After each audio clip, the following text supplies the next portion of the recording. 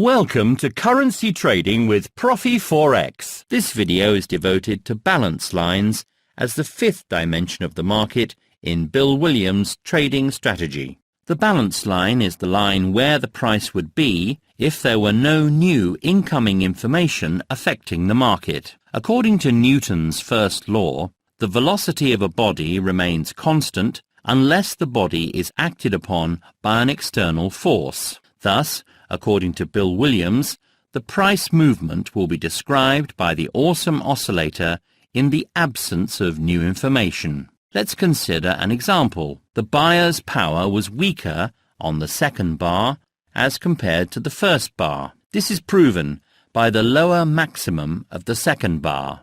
Why were the sellers stronger on the second bar?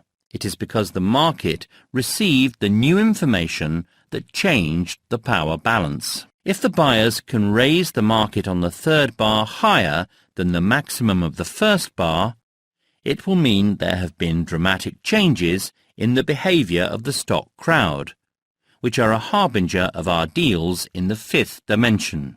In this case, the second bar will be a base bar. The base bar for a signal to buy is either the current bar, the second bar when the third bar hasn't yet appeared, or the most recent bar whose high is lower than the preceding bar's high, bar B after C bar with the higher maximum appearing. The base bar for a signal to sell is the current bar or the most recent bar whose low is higher than the low of the preceding bar. We can now formulate the first three principles of the fifth dimension. Read the chart from right to left.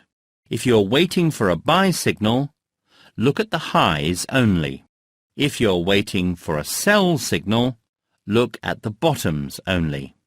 Establish the base bar first. Let's assume that the price is above the balance line. If you're waiting for a buy signal, one new maximum is needed if you're going away from the balance line, or two new maximums if you're approaching the balance line. In other words, for a buy signal to appear, we only need the price to overcome the maximum of the nearest among the previous bars with a higher maximum than the base bar. Let's assume that we see on the chart only the first bar and all the previous bars. The second and third bars, etc., haven't appeared yet. At this moment, the bar number 1 begins to fall under the definition of the base bar for the buy signal. This will be the current bar, which has a maximum below the previous bar.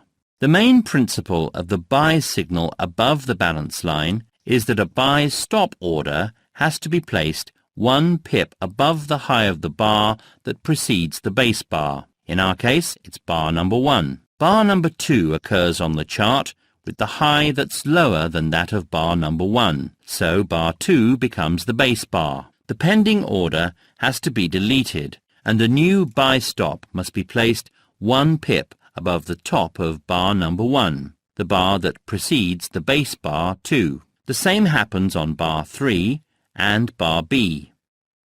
Once bar B appears, it becomes the base bar, and the pending order has to be placed 1 pip above the high of bar number 3.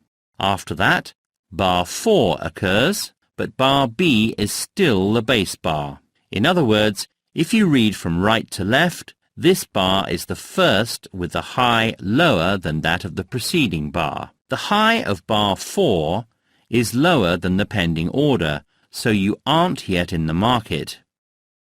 But then bar 5 appears, and its top is higher than that of the bar preceding the base bar. So your buy stop is triggered, and you enter the market following the buy signal above the balance line.